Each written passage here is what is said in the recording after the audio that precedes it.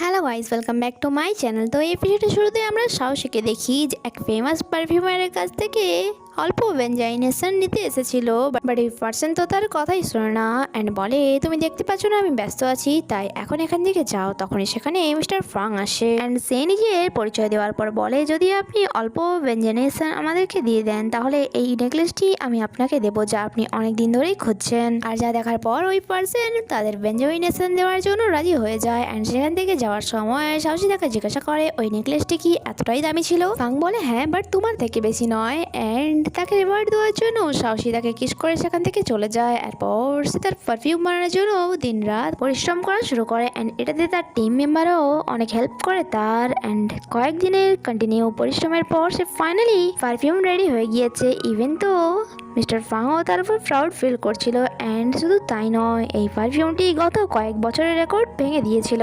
Even তো সমস্ত online ক্রিয়েটাররাও এই পারফিউমের ব্যাপারেই কথা বলছিল, যার কারণে সাহসী অ্যান্ড ফাং অনেক বেশি হ্যাপি ছিল, তার সাথে সাথে তার টিম মেম্বারও। এরপর আমাদেরকে নাইটের সিন দেখানো হয় যেখানে মিস্টার ফাং সাহসীকে ডিনার ট্রিট করে অ্যান্ড সে এখানে তাকে একটি নেকলেস গিফট করে। আর যখন সে সেটা দেখে সেখানেও ঠিক একটি এক্স মার্ক ছিল, যেমনটি ওই আগের নেকলেসটিতে ছিল, যা সে ওই ফেমাস পারফিউমারকে দিয়েছিল।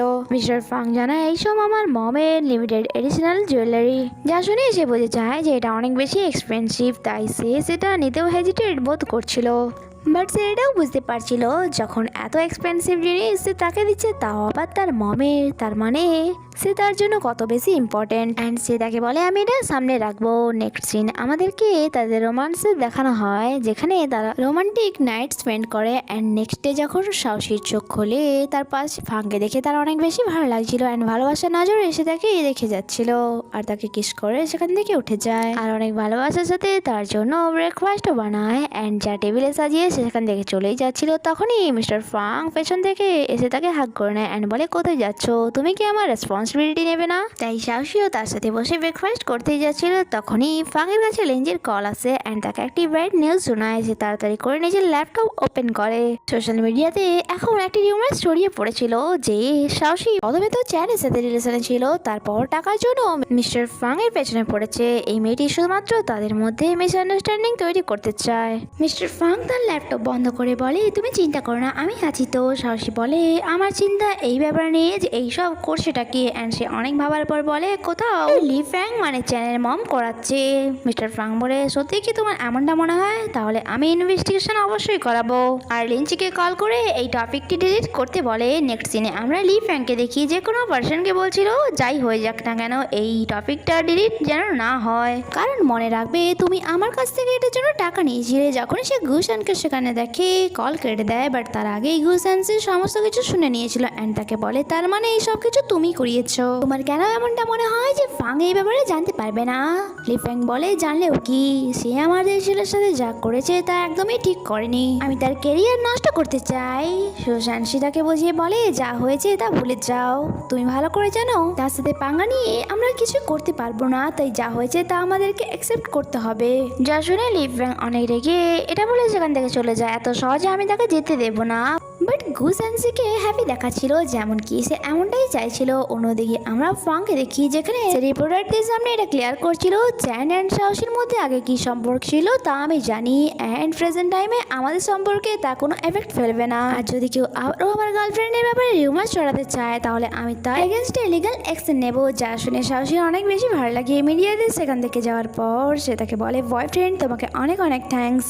এরপর নেক্সট ডে সাহসী আরামসে ঘুমোচ্ছিল তখনই তার কাছে ফাংয়ের কল আসে অ্যান্ড বলে তুমি আমাকে কথা দিয়েছিলে যে আজ আমার সাথে শপিং এ যাবে, তাই সাহসীও তাড়াতাড়ি করে উঠে পড়ে। এরপর নেক্সট সিনে আমরা দেখি বাং তার চোখ বন্ধ করে এক জায়গাতে নিয়ে আসে অ্যান্ড জায়গাটা ভালো করে ডেকোরেশন করা ছিল। আর দেখতে দেখতে সেখানে অনেক লোক চলে আসে। যখন কি সাহসী বুঝতে পারছিল না যে কি হচ্ছে, তখনই মিস্টার ফাং বুকে নিয়ে তার দিকে এগিয়ে আসে। সাউসি বুঝতে পারছিল না যে কি হচ্ছে অ্যান্ড অনেক রোমান্টিকলি সে তাকে প্রপোজ করে will you marry me. And এখানে সাউসিও ইয়েস বলে দেয়। আর বুলেট কমেন্টে বলছিল ওয়াও কত রোমান্টিক, তাই না? এই সব কিছু এত তাড়াতাড়ি হয়ে যাবে বুঝতেই পারিনি, ওয়াও কত সুন্দর সব কিছু। অ্যান্ড যখন মিস্টার ফাং তাকে রিং পড়াচ্ছিল তখনও বুলেট কমেন্ট বলে যাচ্ছিল, বাট সাউসির ব্যাড লাগ যে তার মন ভাঙতে চলেছে। আর কয়েক সেকেন্ডের মধ্যেই লিঞ্চি এসে মিস্টার ফাং এর কানে কিছু বলে আর যা শোনা মাত্রই মিস্টার ফাং পুনরায় তার হাত থেকে আংটি খুলে নেয় অ্যান্ড যাওয়ার আগে বলে যায় যতক্ষণ না আমি আসি প্লিজ আমার জন্য ওয়েট করবে। তার এভাবে হঠাৎই চলে যাওয়ার কারণে সাহসী অনেক বেশি হার্ট হয়েছিল। ইভেন তো তার ফোনও সুইচ অফ বলছিল। সাহসী সেখানে বসে তার আসার অপেক্ষা করছিল। তখনই বাং সোশ্যাল মিডিয়াতে একটি ট্রেন্ডিং নিউজ দেখে যে মিস্টার ফাং তার পুরনো প্রেমিকাকে এয়ারপোর্ট থেকে রিসিভ করেছে। আর তাড়াতাড়ি করে এই নিউজটি সে সাহসীকে দেখায়, যা দেখে তো সাহসীর মনই ভেঙে যায়। গ্র্যান্ডপারও অনেক বেশি খারাপ লাগে অ্যান্ড বলে চলো তার আসার অপেক্ষা করে আর কোনো লাভ নেই। নেক্সট সিনে একটা রাত চলে গিয়েছিল বাট মিস্টার ফাং এর তো আসার কোনো নামই ছিল না। অ্যান্ড বেচারে সাহসী তার জন্যই ওয়েট করে যাচ্ছিল। তখনই তার মনে পড়ে যে একবার ফাং তাকে বলেছিল যে সেকেন্ড ফ্লোরে যেন সে না যায়। সেভাবে সেকেন্ড ফ্লোরে কি এমন আছে যে মিস্টার ফাং আমাকে যেতে মানা করলো। আর যখন সে সেখানে যায় সে দেখতে পায় রুমটিতে ইয়াওয়াওয়ের জিনিসই ভরে পড়ে আছে আর যা খুব ভালোভাবে গোছানো ছিল। অ্যান্ড যা দেখে সাহসী অবাক হয়ে যায়। আর এখানে এই এপিসোডই শেষ হয়। আগে কি হয় তা জানতে স্টে কানেক্টেড। Bye bye.